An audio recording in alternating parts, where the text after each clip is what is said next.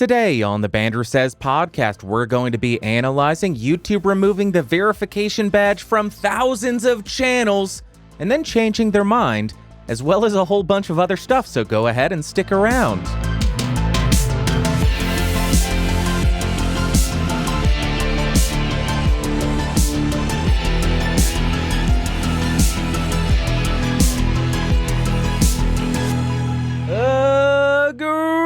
Greetings, Earthlings, and welcome back to episode 185 of the BSP. My name is Bandrew. This is what I says.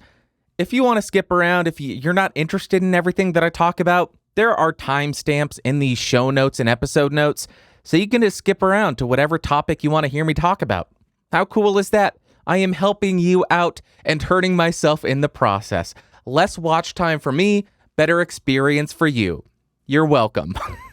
If you do want a different version of the show, audio or video, you can find that at bandrewsays.com. And if you want other, even better educational podcasts, geeksrising.com. Go check that out. It's a really cool podcast network with some amazing shows on there, and I am honored to be among such great community, great presence, there's a saying that's not coming to the top of my head, which is exactly why they are better shows than I. Let's talk about the news. Let's just get into it. Area 51. Last week, I referred to it as preemptively as the massacre of Area 51. Well, I was preemptive. I was completely wrong. Nothing happened. Nobody died. Apparently, some people got arrested. No aliens were freed. Big surprise.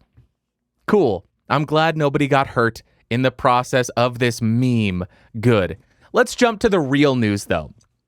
YouTube decided, you know what, PewDiePie has been in the news quite a lot. Let's take a page out of his book and do a big whoopsie-oopsie-doopsie. So, on September 19th, 2019, YouTube released an announcement saying that they were going to be making some changes to the verification process, as well as some changes to the channels that have previously been verified. First, what is verification?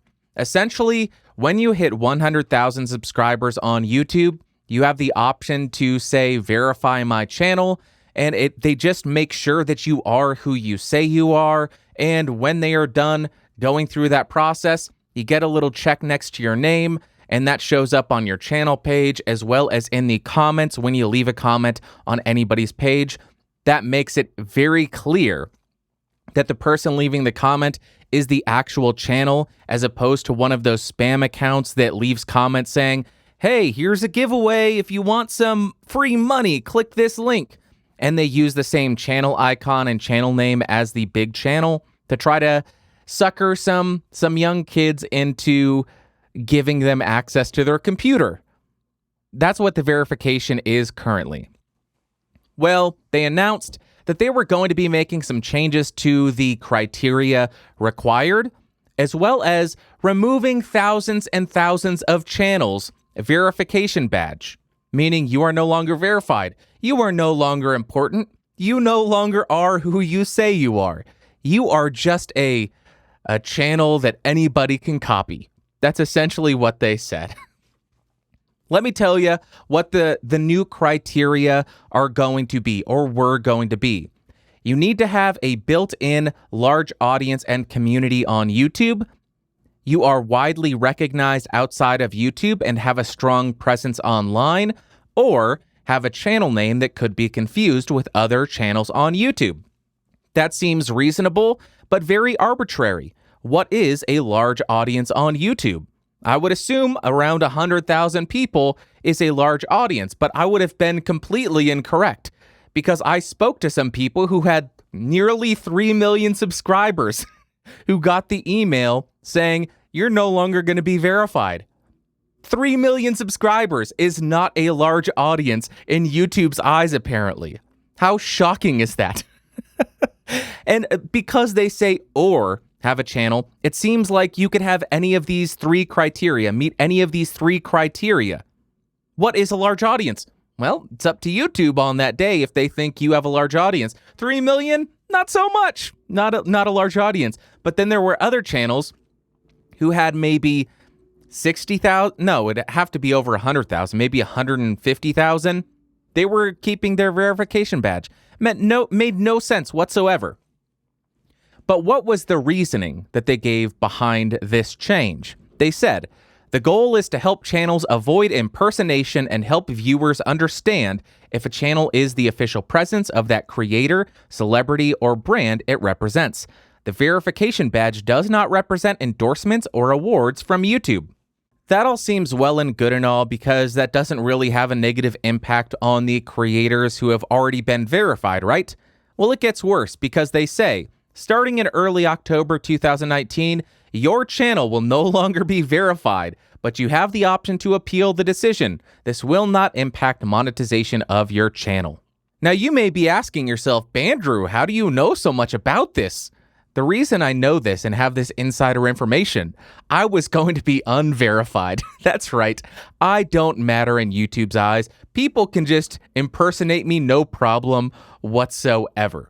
Now, as I mentioned, there were channels that had 3 million subs who were going to get unverified as well, but then there were channels that had 150,000 subs that were going to be maintain their verification. It made zero sense. That's something that I am sure made it much worse, much harder to swallow for a lot of creators, because one of the criteria is have a large audience on YouTube and a large community. That's very arbitrary, and the fact that you are selectively allowing or determining what is a large audience is a little bit unsettling for them. Now, to be clear, I don't really think that this would have had a big impact on creators, at least not directly. I saw some people positing that this change would lead to a decrease in click-through rates for channels that lose verification. I am not 100% sure if I buy into that. I don't know if just this change alone would lead to that. Now, if YouTube follows through with what they've said in the past, where they say we are going to surface more authoritative content, and they use this verification as part of the criteria to be surfaced as an authoritative voice in a certain area, then 100% this could be a terrible thing. But we got to go somewhere real quick. Excuse me for a second. Let's head someplace.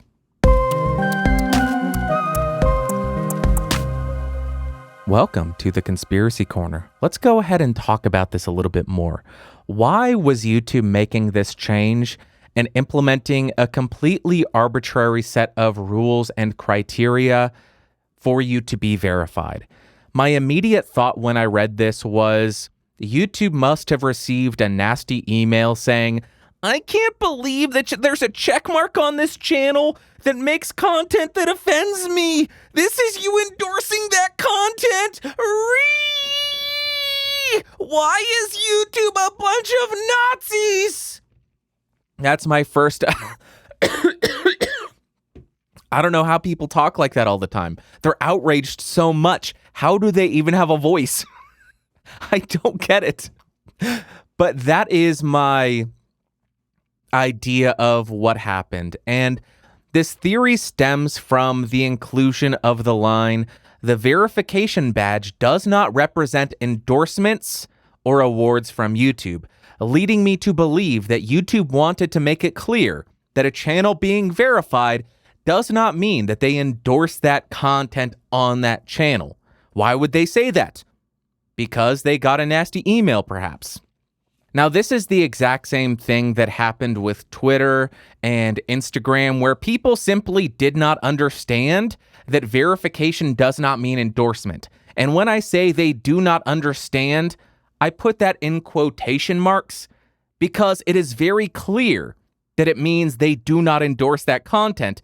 It is to avoid impersonation, to avoid spam, to avoid any kind of abuse where somebody impersonates that channel and tries to manipulate people and scam them.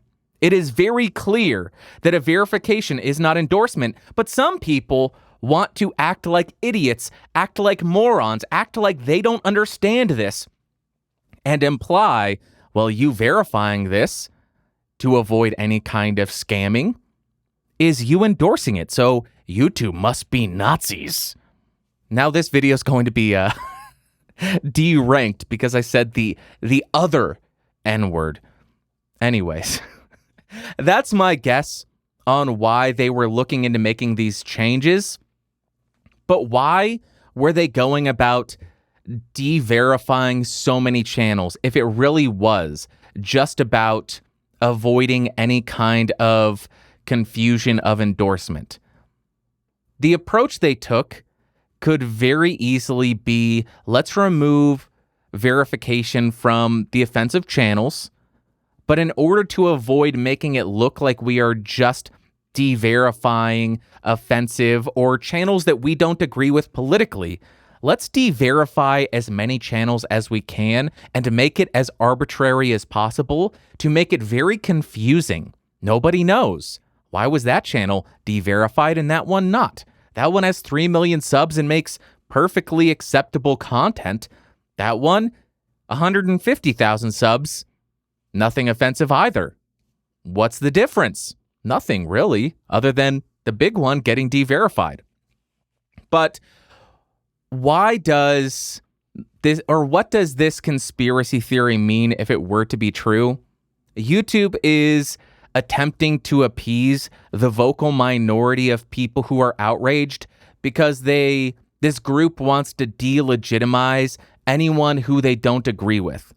And if that is the case, if I am correct here, we should be paying attention to any and all policy changes that YouTube rolls out in the future, because if this is true, they will attempt to accomplish this in another way where people don't become as outraged. It may be in secret. They may not announce it. Keep your eye on it. That's my conspiracy. In the conspiracy corner, let's get out of here. Let me turn off the light.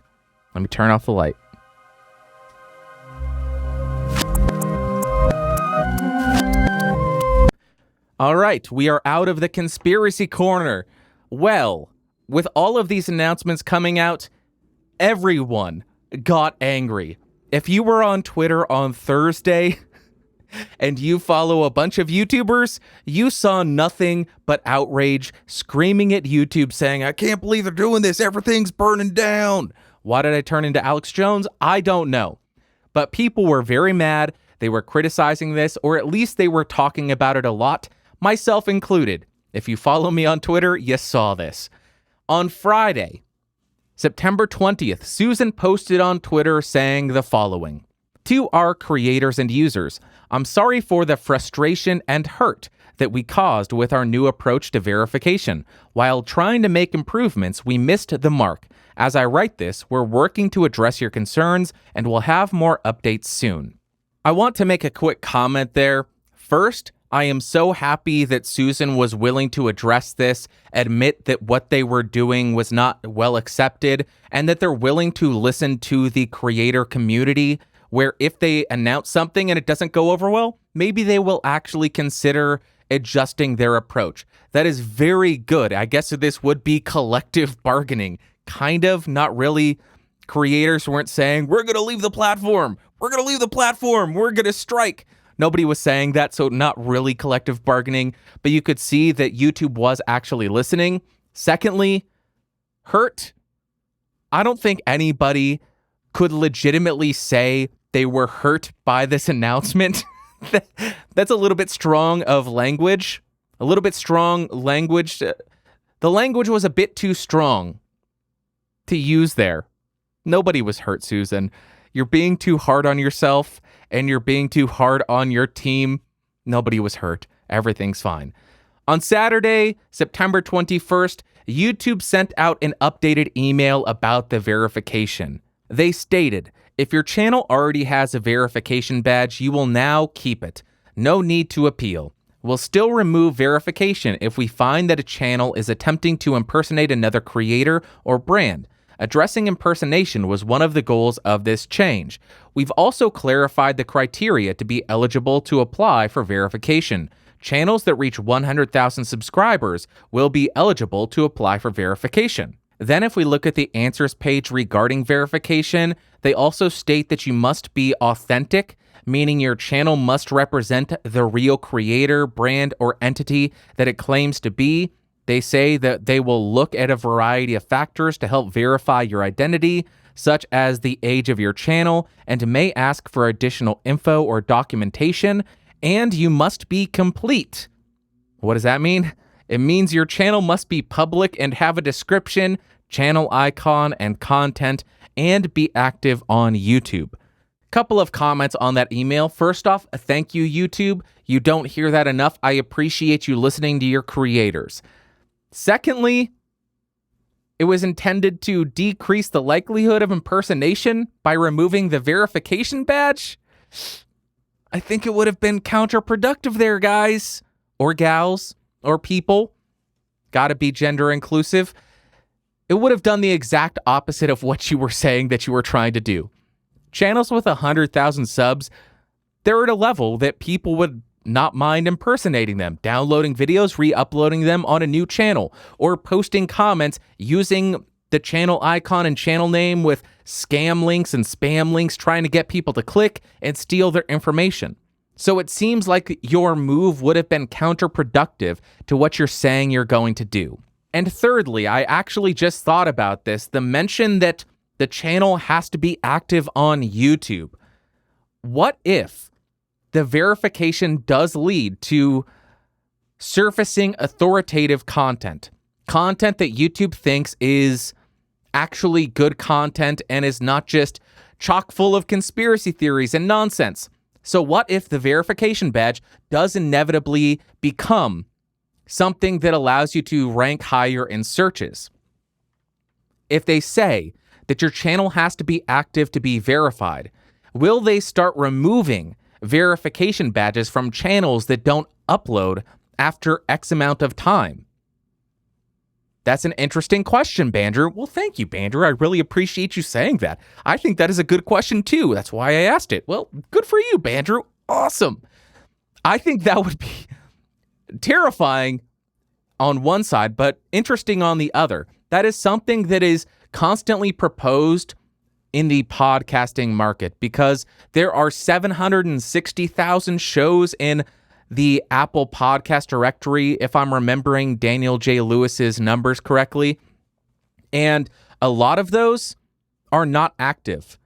And there's been a lot of discussion about what to do about that because podcatchers' search engines and search algorithms just aren't that good.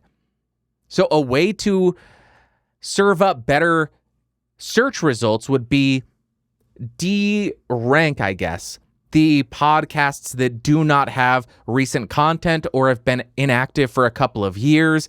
Then if they do become active, they can just click a link that they got in the email and say, yeah, I'm active again. Go ahead and rank me.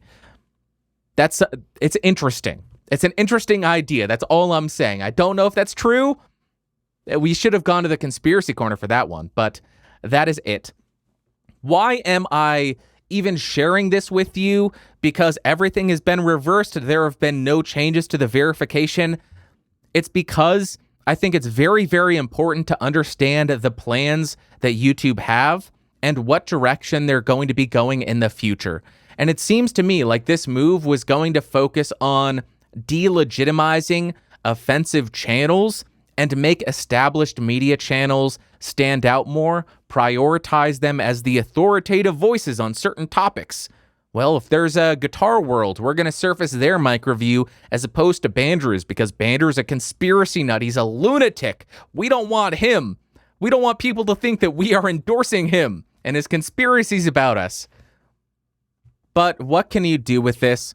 Just like most YouTube stories recently, there is nothing that you can do about this because YouTube is rolling out these sweeping policy changes and there's nothing that creators can really do. We did see that YouTube was willing to reverse the decision based on the amount of outrage on Twitter.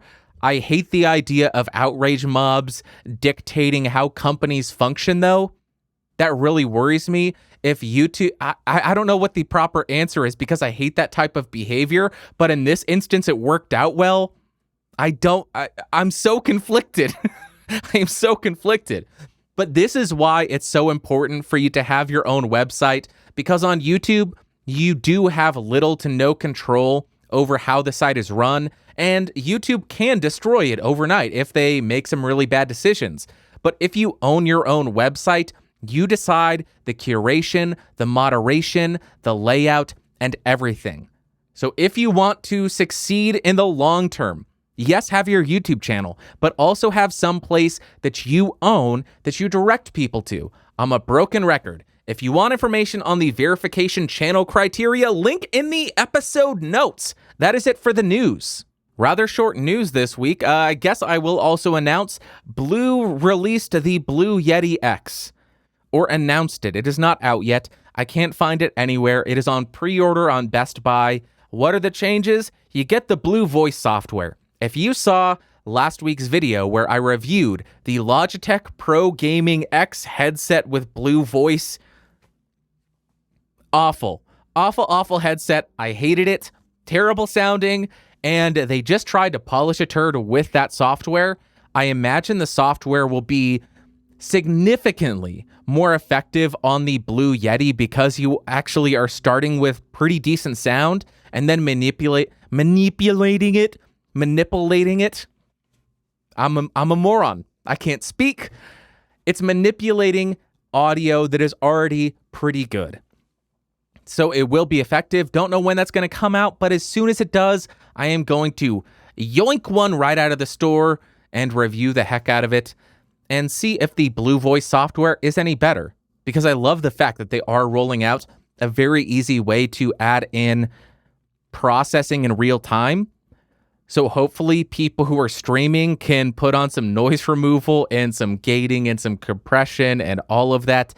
Unfortunately, no hardware limiter, so it won't stop people from clipping before they convert from analog to digital. Still going to have that clipping distorted sound because gamers just like whispering and then screaming into their microphone. I'm not going to subject you to that, so that would have been an amazing update if they put in an analog limiter to avoid that type of awfulness that is prevalent in gaming. But I understand why they didn't. Would have been expensive. That's it for new products. Let's jump to what you had to say. First comment comes from Sound Speeds. This is a long comment. I apologize ahead of time. Talking about mic fails on film sets, might as well rub a magic lamp to summon me. Mics on a film set that aren't used are set decoration, but mics being used are the responsibility of the props department. If a computer setup in an actor's room includes a microphone, but it's used in a later episode, props will usually help with that piece of set decoration. In this case, the mic is a prop, and I'll bet they rented it from a prop house and didn't come with instructions. The on-set props assistant may not have known its side address, so why wouldn't the sound department correct it? The pace of the show may have been so fast that they didn't have time to address it until after the scene started and the mic angle established. It could have also been that the sound department spent their time trying to get a line out of the mic to record the mic only to learn it was broken after all. Broken mics make usable props. The mixer may have gotten frustrated that they didn't rent the prop mic from his studio and decided not to care, or he might not have known what was going on set, and the boom op didn't know better. It could have also been for a reason out of sound's control. Decisions about what happens in frame are the responsibility of the director of photography and camera operators. They might have decided that if the mic was being addressed to the side, it blocked her face too much. The director may have not cared when the sound department told him or her and said the mic should be the way it is. What the director says goes. I find it funny you show this now. This last Thursday, I faced a situation where a Neewer NW700 was being used on a budget broadcast setup. The windscreen on the capsule completely blocked it, but I wanted to take a line out and record the sound for post, so I approached the director saying, "We're set up to record the microphone she's speaking into. Are you planning to use that audio?" When he said he was, I informed him that she's speaking into the microphone wrong, but we could change the angle a bit and the sound would become usable. He wanted to know what I meant, so I explained it. He was very receptive and liked the new mic angle, then went on to change the shot to make a cool dolly in on her while she talked. By the way, when I first saw the setup used in the scene, the microphone wasn't even plugged into anything, and the audience would have seen a big empty XLR jack if I hadn't said anything. Tim would have found it though, so I'm glad I made everything right. Alan, thank you very much for sending that in and informing us of how things work on the film set. I think I was right in my assumption, though. Sometimes they just don't care. Sometimes audio doesn't, or the sound department doesn't really have the authority to fix it, considering the DP really has the final say there, and then the director has the final say. I was kind of right, but thank you for actually telling us how it officially works. I appreciate that. And you're right, Tim would have found it. Side note, sorry, I am sucking on a lozenge because my voice is going and I am starting to get sick because I went outside this last week. I went to see a movie and some idiot sat right next to me. So many empty seats. Why did she decide to sit next to me? Was she flirting with me? Do people go to horror movies to flirt with people and sit right next to them? I don't think so. Next comment comes from John Hitbox. Microphones are a little phallic. Cancel Bandrew. John Hitbox, I suppose you're right. From here on out, I will never review an end address microphone because you are correct. It is a bit too phallic, and that is sexualizing the audio industry and audio equipment. I prefer not to do so. I will only review side address microphones that do not have any kind of phallic shape to them. Is that okay? Can you not cancel me now? Thank you, John Hitbox. Appreciate ya. Next comment comes from Alexander. He says, so, this is the Bandrew Says Podcastage?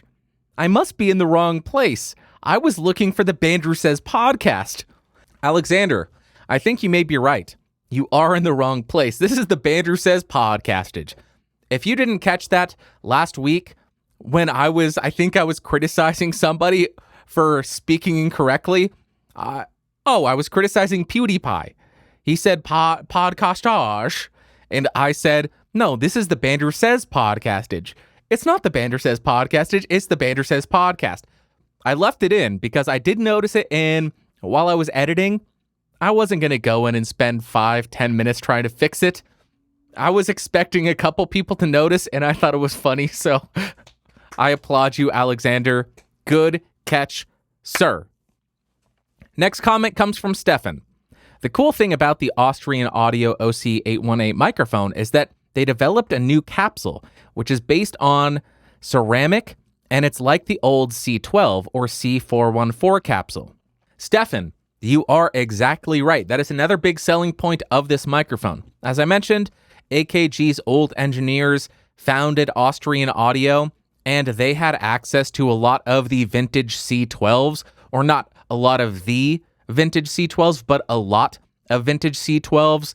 I don't remember the exact capsule name that was used in that microphone, but they measured a bunch of them, found the ones that they liked the sound of the best, and then developed the capsule for this microphone based on the best performing C12 capsules that they had their hands on.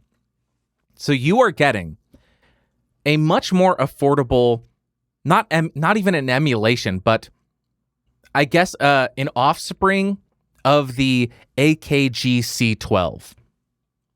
And you get all the cool technology that they did as well, all the crazy stuff that never would have crossed my mind because I'm a dope. But you are correct. Thank you for pointing that out.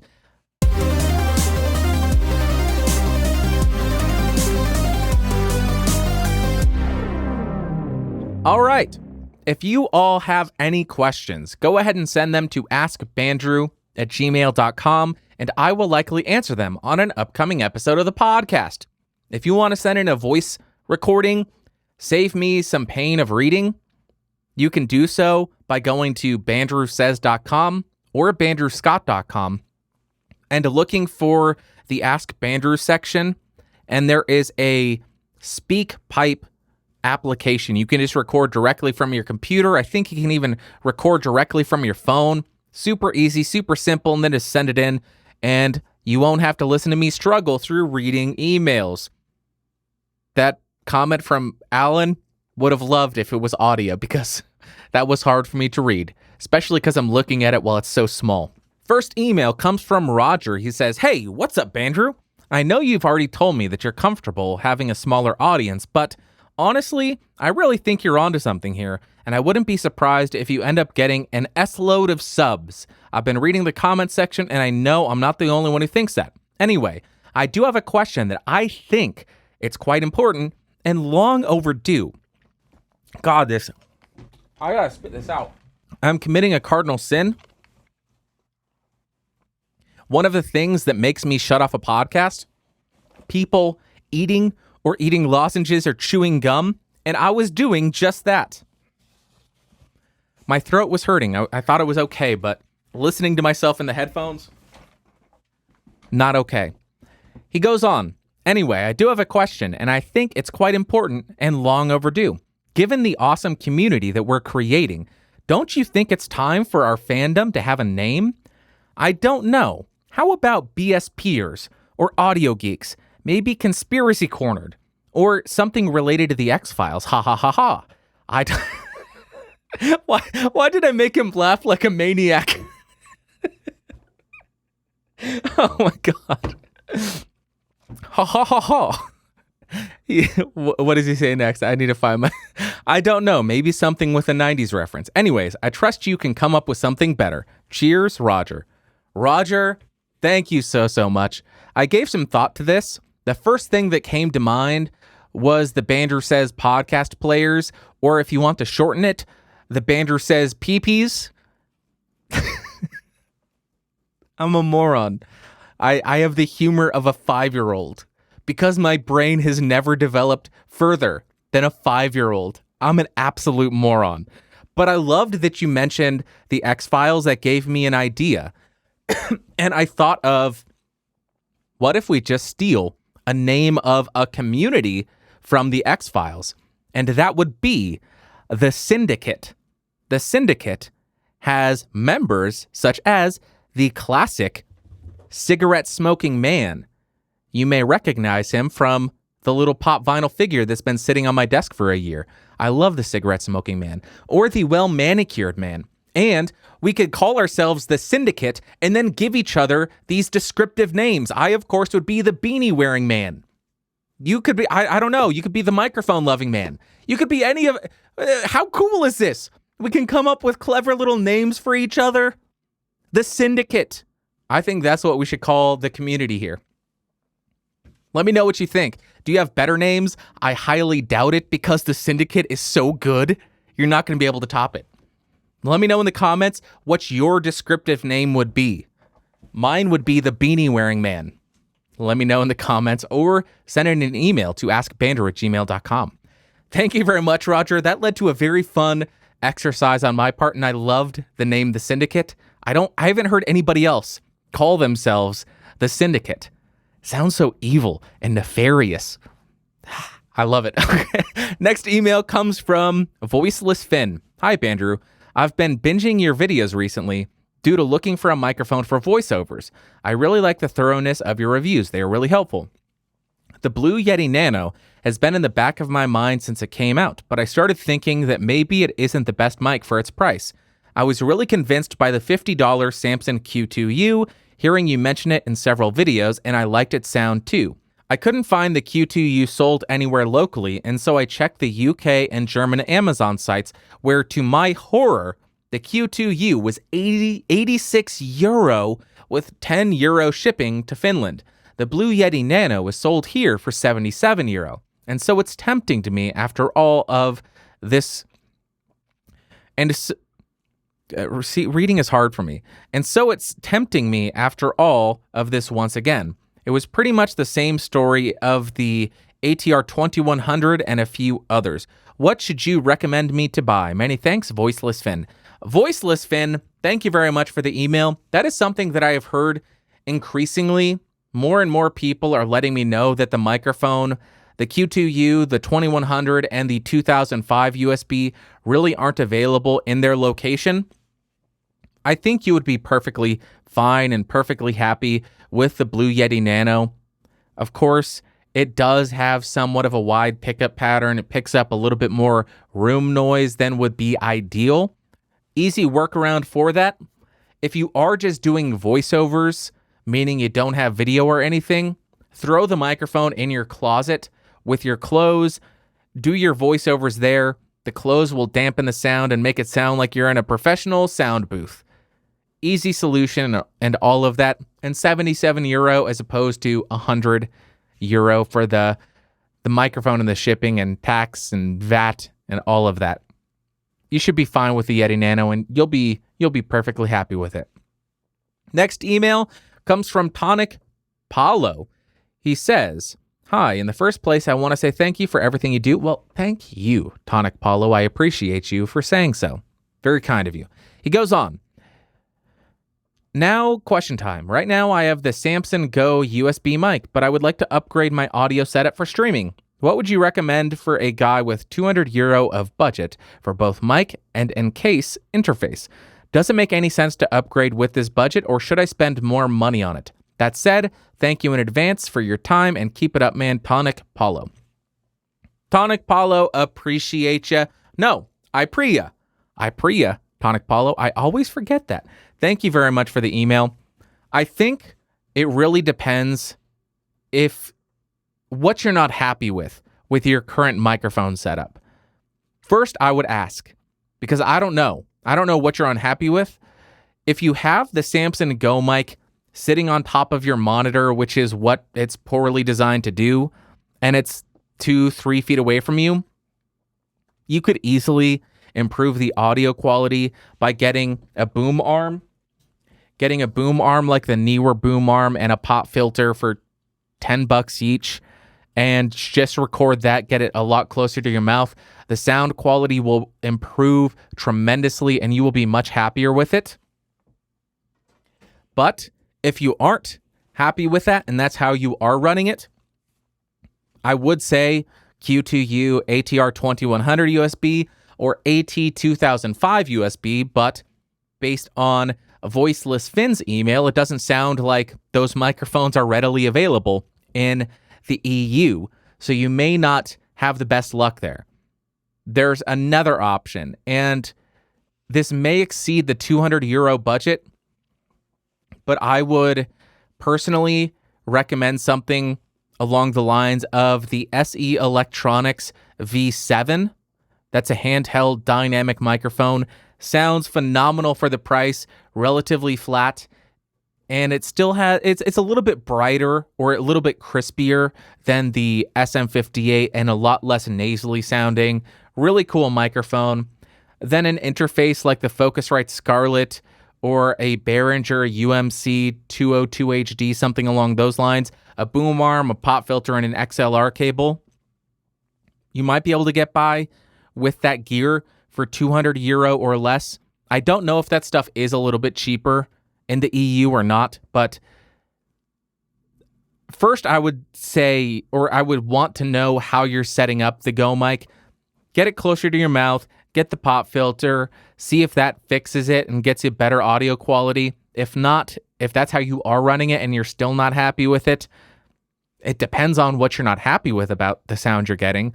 But if I had €200 to spend, that setup I just listed, the V7, interface, boom arm, pop filter, XLR cable, that's the road I would go down. Hope that helps you. Last email comes from Stefan. He says, "Dear Bandrew, which microphone do you recommend among these Rode microphones for dialogue recording? NT1, NT1000, or NT1A? And if possible, the fiddly ones, NT2000 and NT2A.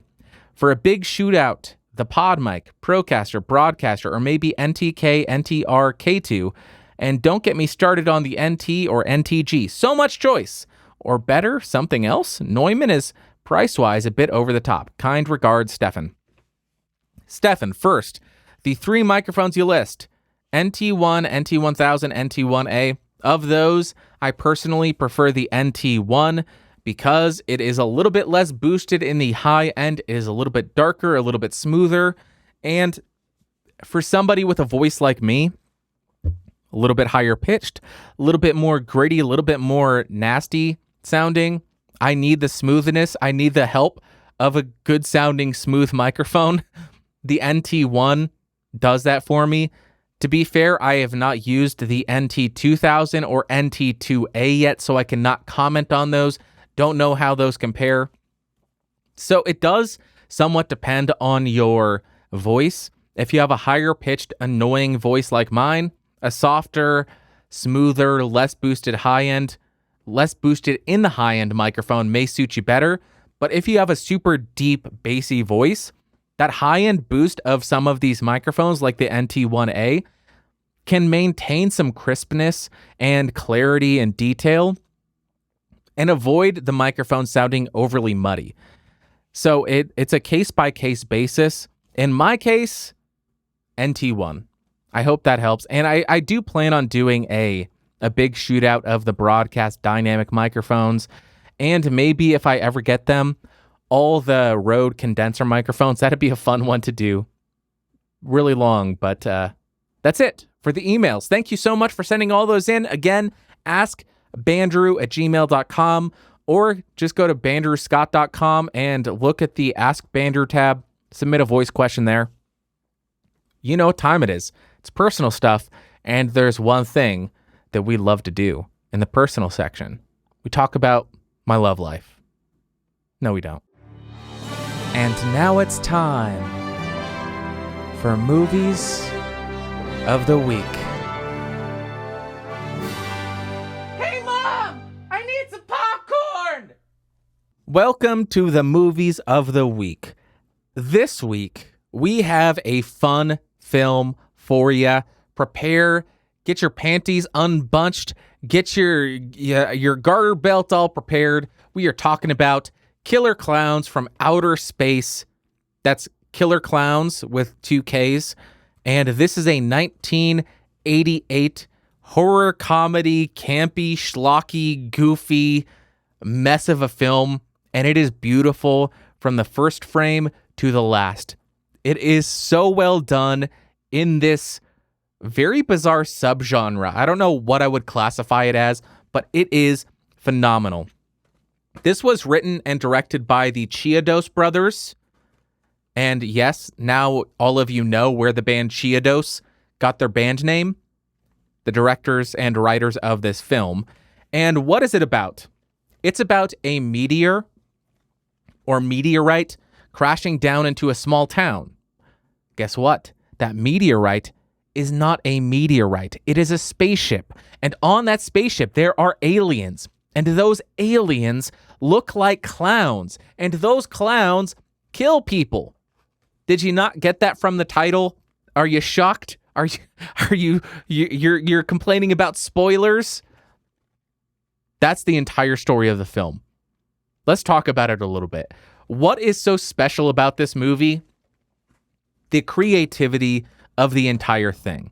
What I mean is, first off, the makeup and the costume design is incredible. And if you are scared of clowns, this will haunt your nightmares for years to come. The clowns are legitimately terrifying, but they are done so well. When I bought the Blu-ray, I was expecting to watch this because I've seen this 12 years ago. I was thinking, oh, this is going to look so silly and stupid and I'm going to hate it. The costumes and the makeup will look terrible. I was wrong. It 100% holds up. How long ago was this? 31 years ago? Still holds up 100%. Then you have the creativity about how the clowns kill people. Let me walk you through a few of those methods. They have popcorn guns that shoot popcorn at people. It kind of tracks them. It's like a homing missile. The popcorn attaches itself to them. Then later, the popcorn wiggles around and sprouts into these little demon spawn plant-looking things that tries to eat them. That happens. Then what else do you have? You have cotton candy cocoons. When they catch a human, they put the human in a cotton candy cocoon. What happens in the cotton candy cocoon? They get digested. It's like a digestive system for these killer clowns. How do they consume the digested human that turns into sludge in the cotton candy cocoon? They have a big, wacky, bendy straw. They stick it into the cotton candy cocoon. I like saying that so much. And they slurp the human sludge out of it. That's how they consume. This is insane. This is an insane movie. They also have shadow puppet shows or a shadow puppet show. The shadow puppet eats people. It eats a group of people. The shadow puppet, not the clown, the shadow puppet on the wall eats people. Then you have, they turn one of the police officers into a human puppet. Right up there. I am a human puppet. You know where they stuck their hand? That's how creative they are. Now, the human characters, nothing special, nothing amazing, nothing really memorable about them. But you're not buying this, you're not watching this for the human characters. This is one of the rare cases. I think it would have been detrimental to have good human characters. It would have taken away of the charm from this film. The Klowns deliver everything you need. And if you're looking for a campy, schlocky, goofy, really fun movie that isn't really scary unless you do have a fear of clowns, this is for you. This is a movie for you. Amazing. 100% recommend it if you're looking for that type of film. That's it for Movies of the Week. One personal thing. I want to pose this question to you.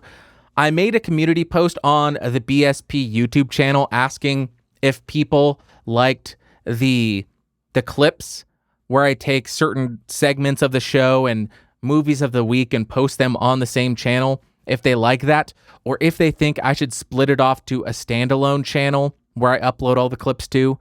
So far, it seems like you really do prefer the clips and the full episodes on a single channel, which I personally prefer, because that means one less channel for me to monitor and check the comments and reply on and all of that.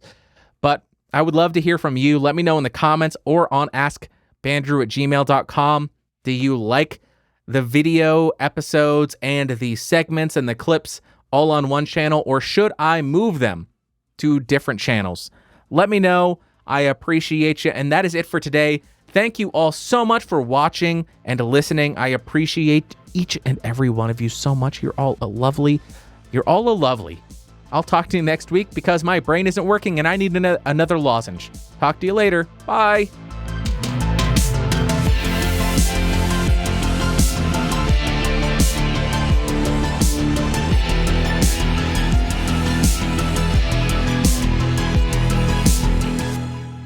This has been a Geeks Rising production. Your executive producer of Bandrew Scott. For more information, head over to www.geeksrising.com.